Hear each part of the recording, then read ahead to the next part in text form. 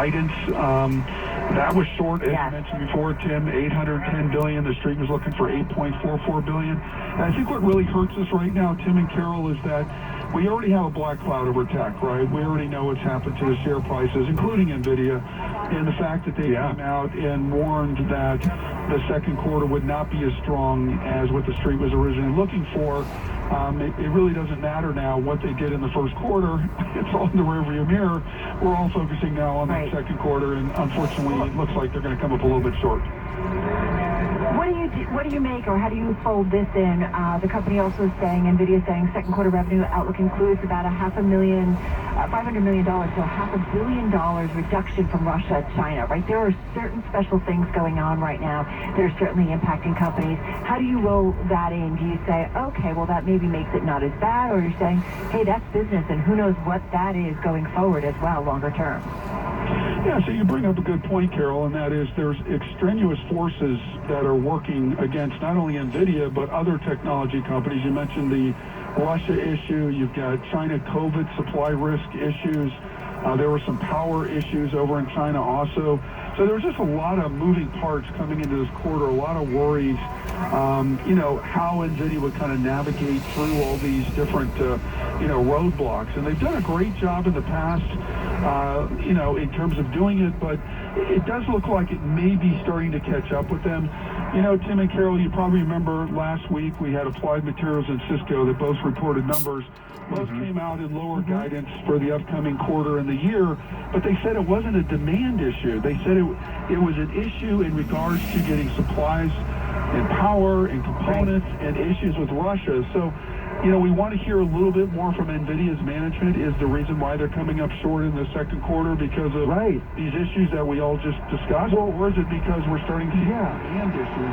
So far, it hasn't been on the demand side. Because of that, I still feel optimistic. I think you're right about that, Dan, because our team, Ian King and Mark Gurman, writing that the outlook reflects the continuing supply chain chaos in China, where lockdowns have disrupted production and transportation lines. It's made it harder for companies like NVIDIA to capitalize on still growing demand for chips. NVIDIA, as Carol mentioned, also cited Russia and its invasion of Ukraine, drawing widespread sanctions earlier this year, for hurting its outlook for the current quarter. Dan, I wonder, though, about catching investors off guard with this stuff. You mentioned last week with Applied Materials and with Cisco. Shouldn't some of this have been priced into what we learned from NVIDIA today, given what we learned from those companies last week? Well, to a certain extent. And we knew that going into this quarter, Tim, that the gaming segment was not going to be as strong as it had been in the past. We know that then during the pandemic, there was a huge rally in terms of people staying at home and, using, computer games, and that really helped NVIDIA in terms of growing that business. So we knew that was going to de-accelerate a bit. This quarter was one of the, quarters where we actually had the data center actually achieving gaming in terms of total revenues. But, I would say, Tim, it's already kind of built in the stock. I mean, NVIDIA is way off the highs that it had previously with Cisco and AMAT. And I guess, guys, I lived through the 2000 bubble. I was actually managing all technology funds during that time, and I know all these companies pretty well, and I can tell you it doesn't feel anything like that back then where we just had the rug pulled out from under us. This is just the different issues that are impacting these companies. I think we got to give them a little bit of a buy based on everything that's been happening over the last couple of years. And, I know the Street's not going to do it, but this is still a pretty good report. I agree with you. I feel like you can have a conversation and you can say, and even the CEOs and the executives of these companies are saying, here's what's happening. We understand why these numbers are coming in. Hey, we can't let you go since you do know the tech world so well. VMware, the latest headline we've got on this story, negotiating a so-called go-shop provision into its potential takeover agreement with Broadcom that would allow it to solicit competing offers. This is according to people familiar with the matter. Just got about 20 seconds here. Is this still going to go through in your view? And should it go? Just quickly.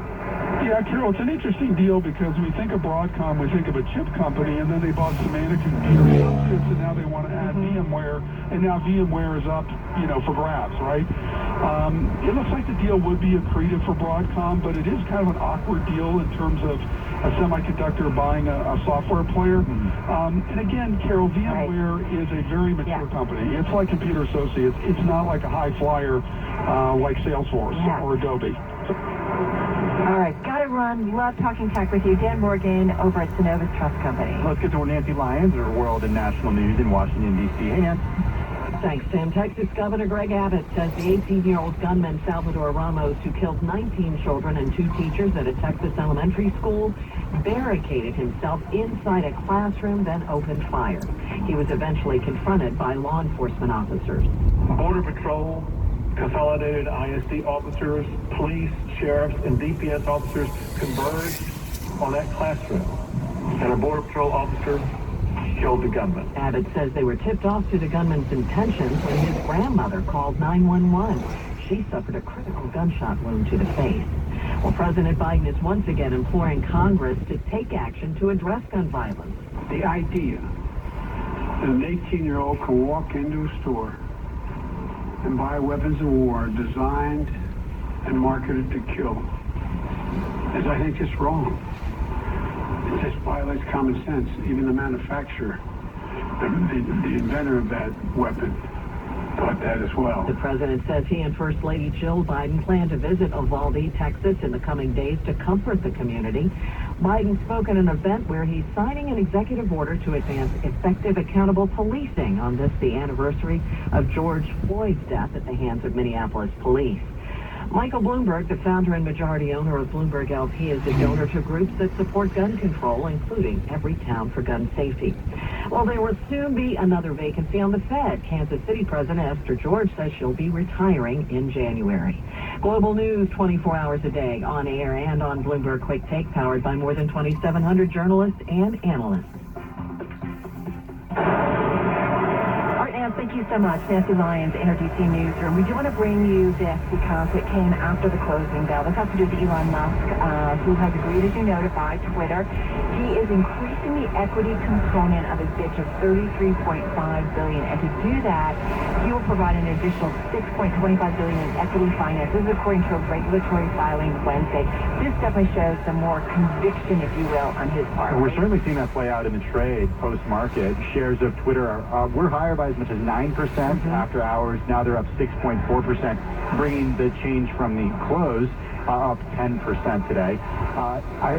Carol, to do that, Musk is holding talks with Twitter shareholders, including the co-founder and former CEO Jack Dorsey, according to the filing.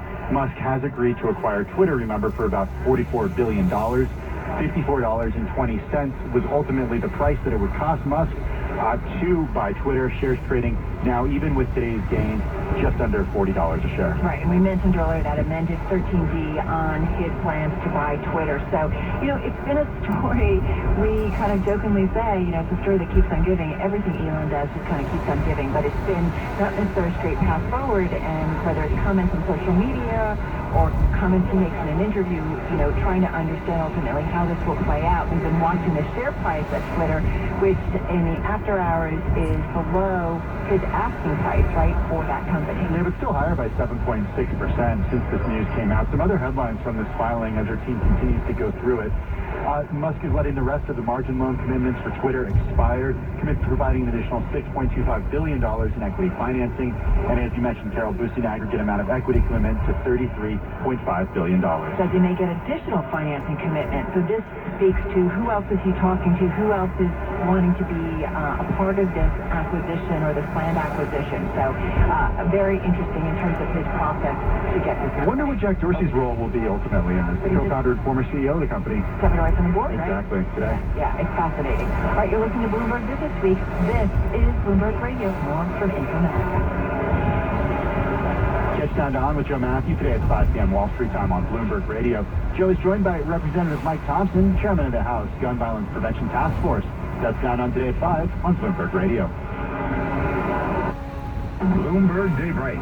essential business news from across the globe. This is Karen Moscow. And I'm John Tucker. Join us tomorrow morning on Bloomberg Daybreak. We'll bring you updates from the World Economic Forum in Davos, and we'll preview the latest report on economic growth. Plus more reaction to this week's primaries with Washington correspondent Anne-Marie Bordern. Bloomberg Daybreak, weekday mornings at 5, followed by Bloomberg Surveillance at 7 on Bloomberg 1130, the Bloomberg Business app, and BloombergRadio.com.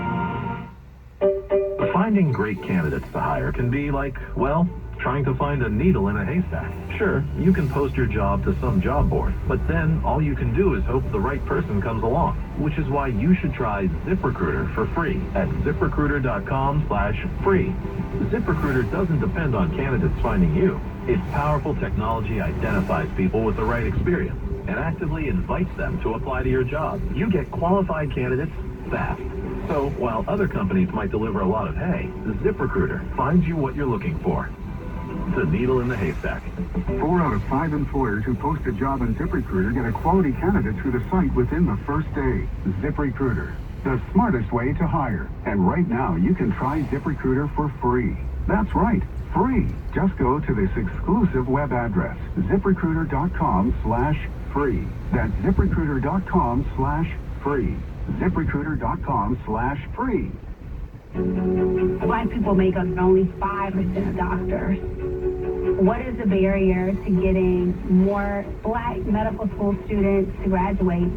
Plain and simple. Debt. Almost 1,000 students woke up and heard Bloomberg Philanthropies was helping to lessen their debt burden by $100,000 each. Bloomberg and Garnisha are working to tackle obstacles to racial equality. See how at Bloomberg.com/face-the-data. 4:45 on Wall Street. Time now for Bloomberg Drive Time traffic and weather. And that ride begins on the Bronx River Parkway. Northbound troubled at Allerton Avenue. It's all because of an accident. The right lane is blocked. And a delay of nearly 20 minutes up from the Bruckner. Southbound traffic slow as well. Eastbound Belt Parkway a half hour now from 150th Street out to Sunrise Highway. Traveling in Manhattan, well, that ride both sides of town very heavy now. The west side loaded up, mid-40s, all the way on up to the bridge. Southbound delays on the west side, 70s into the 50s. Two-way delays over on the FDR Drive from the mid-20s all the way up to the bridge. Northbound the Harlem River Drive, then a half hour up to the George Washington Bridge. Quite slow both ways over on the Deegan, and jammed both ways on the Cross Bronx from the George Washington Bridge out to the Bruckner Interchange. Bloomberg 1130 3-day weather. Tonight mostly cloudy, low 55. Thursday cloudy skies, high near 70. Friday scattered showers, thunderstorms, high approaches 80. And Saturday showers and storms ending in the morning, high 75 to 80. Right now partly cloudy, 65 degrees in New York.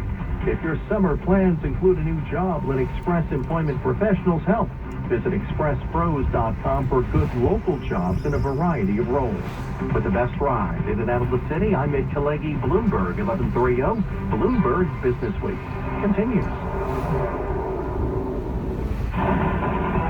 Markets, headlines, and breaking news 24 hours a day at Bloomberg.com, the Bloomberg Business app, and at Bloomberg Quick Take. This is a Bloomberg Business Flash. A lot going on after the closing bell. We'll begin with NVIDIA, the largest U.S. chip maker by market value. The stock is down 7.5% in the late U.S. session. This is after the company said supply chain issues in China and war in Ukraine weighed on its sales forecast. That missed, and as a result, we've got shares under pressure in the late U.S. session. And the other thing we've been reporting on is Elon Musk boosting the aggregate equity commitment for his acquisition of Twitter all the way to $35.5 billion. To do that, Musk will provide additional equity financing worth $6.25 billion. We are also told that Musk is holding talks with Twitter shareholders, including co-founder and CEO Jack Dorsey. Right now in the late session, Twitter shares higher by nearly 7%. Overall, for the equity market in the regular session, we pushed higher. Minutes from the last Fed meeting were a key focal point. They show officials saying half-point rate hikes are appropriate at the next two meetings, June and July. The thinking here is An aggressive set of moves at the front end would leave the Fed with some flexibility to shift gears if necessary down the road. Dow Industrial Average today higher by 0.6%. S&P 500 up 1%. NASDAQ Composite up 1.5%. I'm Doug Prisner. That is your Bloomberg Business Flash. All right, Doug, thank you so much. Carol Masterton Stenovic, we're live in Las Vegas at Informatica World, and our next guest is part of the team over at Freddie Mac. They are responsible for more than 11 million active loans, a balance sheet of over 2.1 trillion. That's it? That's it. Okay. It's a lot of information and data to keep track of and also to keep secure. Here with more is Arvind Jaganathan, Vice President and Chief Data Officer at the government-sponsored enterprise of GSC. It is, of course, Freddie Mac, here on site at Informatica World in Las Vegas. Jack, good to chat with you. How are you? Doing great. Really appreciate being here. Well, let's talk. I mean, there's so much that we want to get to with you, but you're the Chief Data Officer. You have such a unique insight into the health of the U.S. economy, the health of the housing market. I want to start there and get an idea from you of and look, with the caveat, you are not an economist, but what does the landscape look like to you right now? You see a lot of data, though. You see a lot. So in terms of, you think about transformation and looking at data going to the cloud, ultimately, when you look at what we're trying to achieve in terms of being successful in our mission, the increase of demand that you're seeing in the last couple of years, and you look forward in the ever-changing economy, requires us in terms of how we want to modernize, take advantage of the cloud, and look at it in terms of meeting our mission. So in terms of understanding the data without going into all the various points, but you think about from our first quarter results, right? 882,000 people we were able to either buy, rent, or refinance a home. 223 billion liquidity came, we were able to provide. Of which, in terms of what I just mentioned, in terms of the first-time home buyers, 50% were first-time, right? Of which 52% met our goals. So, if you think about what's happening with the economy, housing is still, right, you're seeing demand, and think about increasing. So if you look at that, things closer to 3 trillion in terms of assets, right? We were able to, the demand is requiring us to be more nimble, right? As well as in terms of making sure that we're meeting our mission that make home possible for everyone. Well, that's the interesting point, and this is, some of the conversations that we have with the CEO of Informatica, and just kind of a theme woven throughout is that there's data and then there's smart data, right? And you guys want to make sure you've got a mission. You do want to make sure that the money and the assistance is getting to the people who really, really need it, and that's where data can come in, right? To find that you're getting it to the right home buyers. Or potential home buyers. Yeah, so if you think about how technology is changing, right? Ultimately, we're going to realize how to be more nimble. What's it going to do to that borrower lender experience?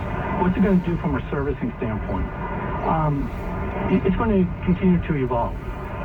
What we're trying to figure out is how do we continue to move the needle to make more home ownership, whether it be on the multifamily or the single-family side, affordable and accessible. Right? That's where the mission is really tying into. What is the data that you're looking at now that you're able to aggregate, that you're able to analyze, that you're able to make sense of that you weren't able to do, let's say, 5-10 years ago? Give us specific examples of what you have the power to do now and then how that translates into the home buying experience. Great.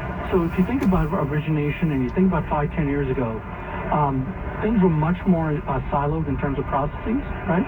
So if you think people process technology, so as I talk about the culture change, so how do we, in terms of loan origination, as they're changing and evolving, how can we, if you think about our rep and warrant relief, that's there. Before, everything was paper-driven. Now you're able, from a lender-borrower experience, able to provide that data, right, for them to make decisions in a more quicker manner. We thought about reimagining our entire servicing portfolio, the background. That has been something because we were investing and looking at